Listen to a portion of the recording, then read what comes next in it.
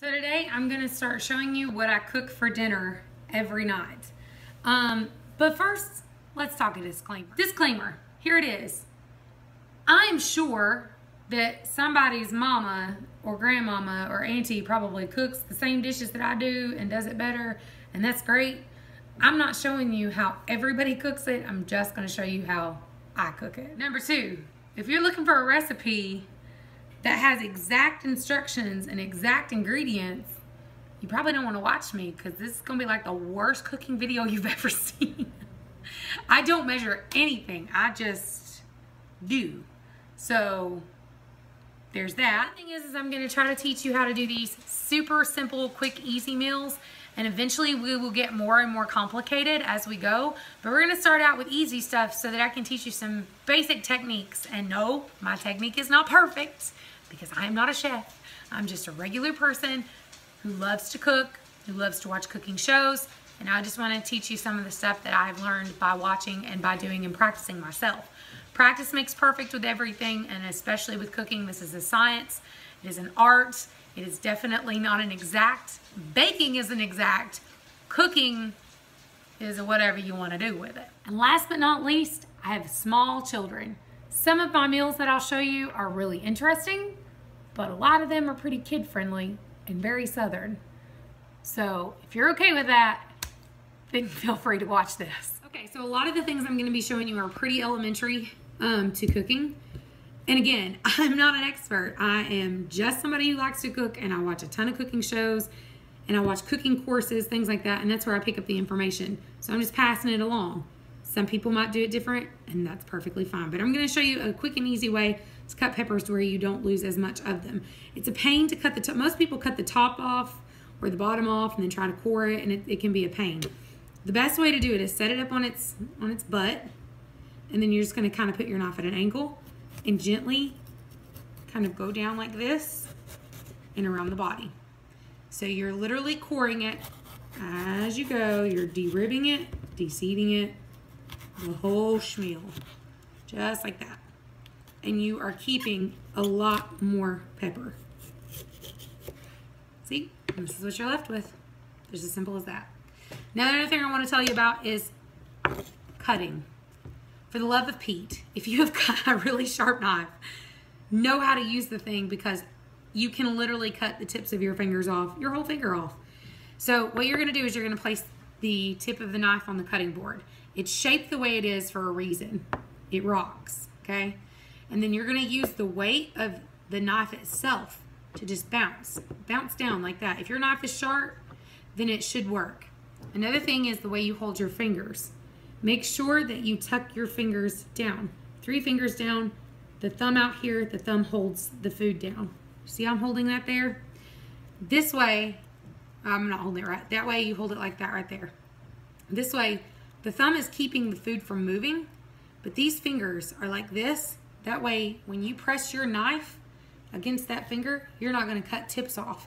You're literally using your finger like this as a guide, okay? You hold your food like this, whoosh, finger right off.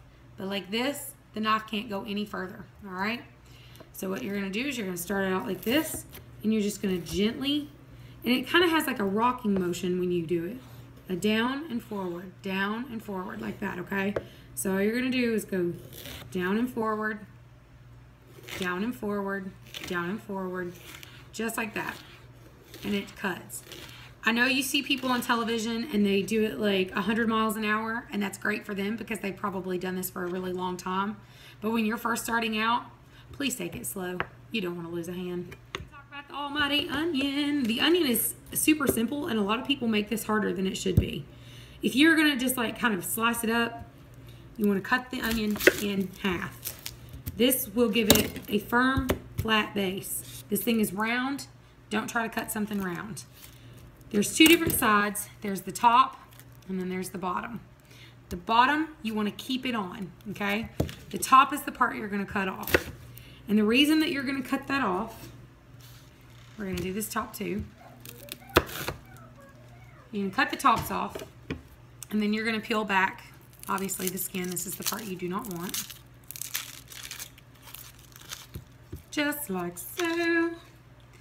And the reason you want to keep this bottom is because it's almost like an anchor. It will hold all the pieces together. You ever tried to cut an onion and you leave this part on and then like the onions slipping off of each other? That will keep it naturally there, okay? So you're just gonna, I'm gonna go slow. You're just gonna cut the onion like this. And when you get to the end, let it fall forward and cut it that way. And you only are gonna lose about that much onion. And I probably could chop that more if I wanted to, but we're not. So you see, now I used a whole onion. There's 5 of us, and my kids love fajitas, and plus John is gonna be taking some with him to work for lunch tonight. So I'm gonna use 3 whole large chicken breasts, and I'm just dicing it up into strips, chunks that look about like that. It doesn't have to be anything grand or fancy. Okay, so I've cut my chicken, washed my hands, put some oil in the pan, and now we've got the chicken and all the veggies in here. And we're literally gonna kind of stir it up to where everything's mixed in together, and then we're just gonna let this sit. I'm using a big cast iron pan. So today I'm gonna be lazy, and we're not making our own seasoning. We're using Taco Bell, something we get at the store, something quick and easy, because I'm being lazy today, and that's fine. We've had a very busy day. I'm also not making tortillas. We're just using some flour tortillas, got at the grocery store. No biggie. If you do want to make your own flour tortillas, I'll leave a link in the description below for a recipe that I use. It's Amy at Homestead. It's her recipe, and I tried it, and child, they are so good. So normally I do that if I have time, but today I just do not have the time for it. So we're going to use store-bought, which my kids are not as crazy about, but they'll have to get over it. Make sure you're using enough oil that it's not sticking, but not so much that it's like literally soaking in oil. But basically try your hardest to not move it around too much, because if you don't move it around, the chicken will actually develop a crust and you'll get that like restaurant taste. But if you're moving it constantly, it never has time to sit and develop the crust on the chicken. So we've kind of let ours sit a little bit. You can see right here, I'll pick a piece up and you can see it. See that little bit of crust you get? Don't move it around. It don't need you to babysit it. It can develop all by itself. And I'm sorry about the lights behind me. I'm sure that looks fantastic. You're going to put the water that it calls for, as well as the seasoning, and you're going to mix it up until it's completely coated and mixed in really good. You're going to need some cheese, sour cream, and salsa. I love this salsa. I'm obsessed with it, and I've only found it at Walmart. It's a peach pineapple chipotle. Holy moly, best salsa I've ever had in my whole life.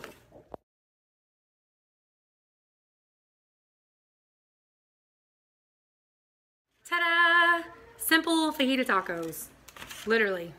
So easy. It took me 15 minutes to do it. That's it. Not expensive. Super easy. So there it is. Our very first cooking video. Love you guys. Bye.